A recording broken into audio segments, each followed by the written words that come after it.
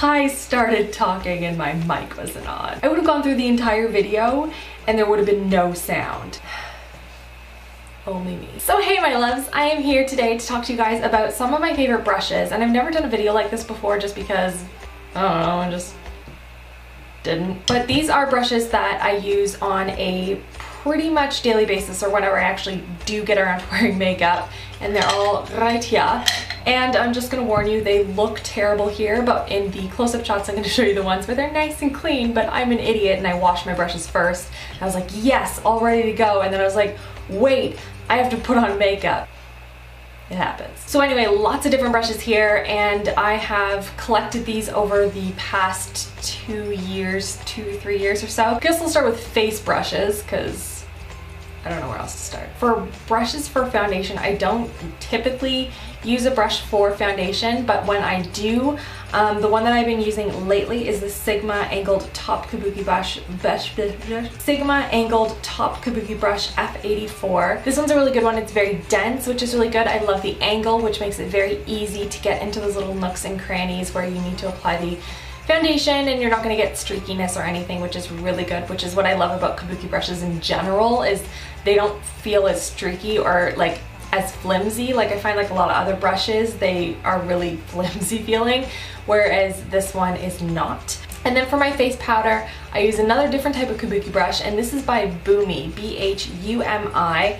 And this is their Genius Face brush. It's really dense. Again, I love the denser feeling brushes. Personally, I don't know, it's not for everyone, but I don't like the really flimsy ones for powder because I just feel like it flicks all the powder everywhere and you don't actually get any on your face, whereas this is nice because it adds a lot of precision when you're applying it, because I really only want to apply powder just to my T-zone area, anywhere that I would get really oily. Otherwise it's going to settle into fine lines and it's going to make me look chalky or cakey or, you know, terrible things like that. The one that I use for my bronzer is actually a powder brush, and it's by Royal & Langnickel, and it's their Silk Green line, and I love it. It's so soft, which is nice. Very thick, very full, and it's perfect for bronzer for me, just for like all over if I need to blend it down into my neck and everything, and it just picks up the powder really nicely and applies it very evenly. I don't feel like it feels very streaky or anything like that. It's a little bit more flimsy than, say, you know, like my powder brush, which is like a very dense kabuki brush. I actually love all of the brushes in this line. They are really, really good and good quality. They have lasted me a really, really long time and I love them. For my highlight, and also for when I'm actually contouring, which isn't very often, but when I do, I use this brush. It's also by Bhumi, and it is their Brilliant Blush and Contour Brush. And it is, again, it's supposed to be for blush, but I don't use it for blush. I use it for the contour line, and I also use it to apply highlight just on top of the cheekbones and up along the side of my face. I love how I'm doing this and I have no idea what I'm actually looking at. I hope that I'm not like putting product all over my face. I just realized that. Even for a product like a highlighter, which can sometimes be a little bit tricky to work with if you don't have very good brushes, I don't know, maybe I've just had a really bad experience with it, but I find when you have a very bad brush, it's gonna flick, you know, the highlighter all over your face, or you're gonna get it streaky, or it's not gonna show up at all. This brush just works beautifully for the highlight for this, and also for the contour line as well if you want more of a softer look. I know there are brushes out there that are a little bit more contoured, more precise for contouring, but I don't know, I don't like the really, really heavily contoured look for every day.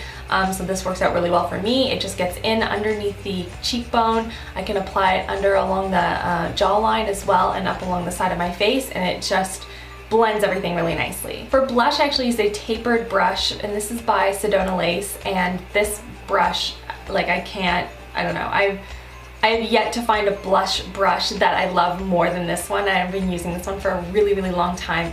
I love, love, love, love this brush. It's so soft. It's got a nice, I don't know why I like the tapered one so much for blush, but like there's just so many more fibers along the side, and it just applies it beautifully to the skin. I feel like I'm just repeating the same stuff over and over for each of the brushes, but like, this is so soft, it's dense, it washes well, it doesn't feel like it's going to fall apart. I mean, who wants a brush that's going to fall apart immediately? That's just terrible. Now on to the eyes. Actually no, I'm going to start with the eyebrows. I have very unruly eyebrows, as I have talked to you guys in a number of other videos. I just spit all over myself. And the one that I like the best, which is a dual-ended one, is by Sedona Lace, and this is the EB17, and it's perfect because it has the really dense brush on one end that's perfect for picking up powder and just filling in any other spots, or, you know, just if you want a fuller brow for a particular day or something like that. That end is really great, and on the other end is the spool brush. It's just really good for brushing out the brows because, again, my brows will just be all over the place if I don't do something to them. And honestly, even if I don't wear any makeup or I wear very minimal makeup, I always make sure I'm using a brush like this because it's just gonna brush everything into place. Sometimes I'll spritz it with like a little bit of hairspray and then spray it in place if I'm not using like my Great Lash clear that I use to kind of keep them in place. For highlighting the inner corners of my eye, I use a Sigma SS219, and this is just a good staple for me. As you can see, it has been through everything. I bought this product maybe 3.5, 4 years ago maybe, and it's lasted me a really long time, as you can tell. And it's just a really good overall brush. If you're looking to get just one brush that's really good for the eyes, this is a great one. I also have another one that I use for contouring the crease as well. For blending, again, I have my Sigma SS224, which is it 224?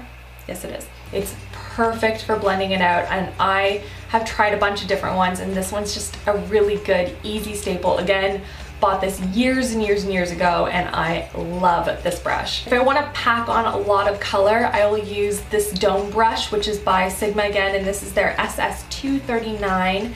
And this is just really good for picking up a lot of pigment and applying it without it like scattering everywhere, and you end up with like green under your eyes or something terrible. And because the bristles are so thick and so dense, you just kind of pat it onto the lids or wherever you're applying the color, and it just picks up and it distributes the product beautifully, and it does a really good job when you just want to add a lot of color or a lot of pigment to your lids. And for under the eyes, I use my Sigma SS226, or no, I lied, 266. It's just a really small angle brush. Again, it just works really well if you're looking for more of a precise line. So usually what I'll end up doing is I'll take like one of my darkest colors and apply it under with this. And then if I want more of a smokier look, I will go back and I will take my SS219 and just kind of blend it and just smoke it out a bit. My hair, ladies and gentlemen, is looking good. And then for my lips, I don't normally use a lip brush, to be quite honest, unless I'm using a very pigmented red or fuchsia or something like that.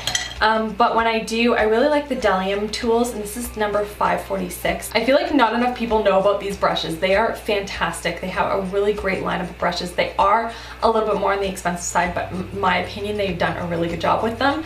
But this brush has been the best one. It's just a square lip brush, and it's just very precise. It's not too wobbly, if that makes any sense. It gives you a good crisp line, which is really important when you're applying a really dark color. And yeah, that's all I need to say about this one. And yeah, that's everything for this video. Those are my favorite brushes, my everyday brushes, the brushes that I gravitate towards the most, and on an everyday basis, or at least on the days that I do wear makeup. I just play with these all day. I'm just like sitting here and like petting them. So in the comments below, I want you guys to answer this question and let me know, if you could only have one brush, only one brush, which brush would it be and why? So curious to see what brush you guys would pick if you could only choose one brush. And I hope you guys are having an amazing week, and I will see you all in my next video. Love you girls. Mwah.